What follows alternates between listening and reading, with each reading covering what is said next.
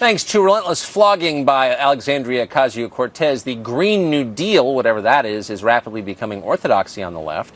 What would it mean to implement it? Well, even the most basic version of the Green New Deal would require shutting down most existing power sources in this country and replacing them with so-called renewables, such as wind.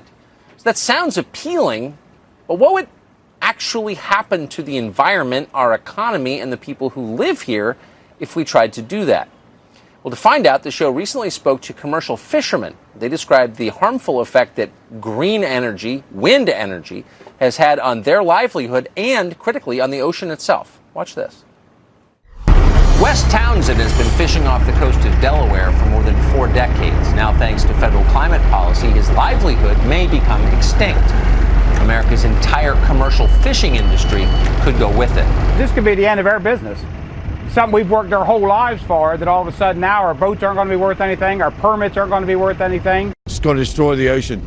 Wind farms have the potential to gravely harm the environment. Researchers in Britain found that the noise caused by building the wind farms limited the abilities of sea bass to coordinate their movement with one another and made them vulnerable to predators.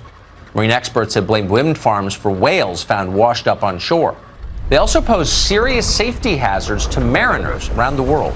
Navigation is going to become very unreliable. In most countries, they do not allow vessels inside wind farms or in the vicinity of wind farms for navigational reasons. In the name of saving the Earth, big corporations are harming the environment.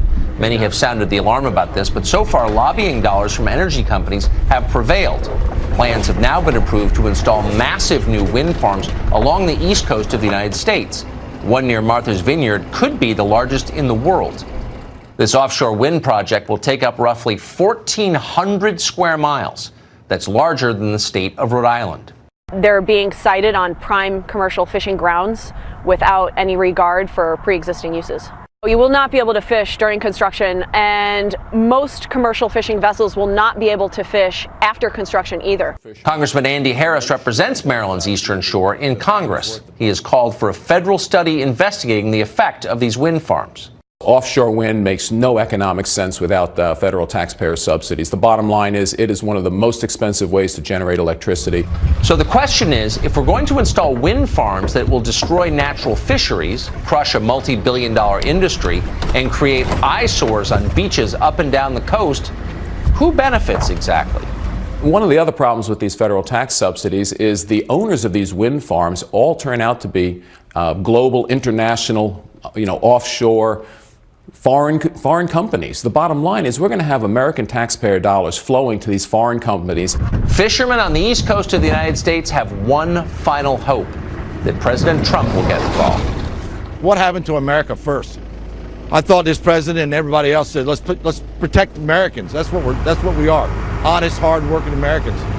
Let's stop this. At least put a study to it. Whatever happened to America first? Good question. There's another side to this story. There always is another side to every story. We'd like to hear it. We welcome anyone representing a commercial wind farm to come on the show anytime to explain why they're good for America. And by the way, why they're good for the environment, for the fish.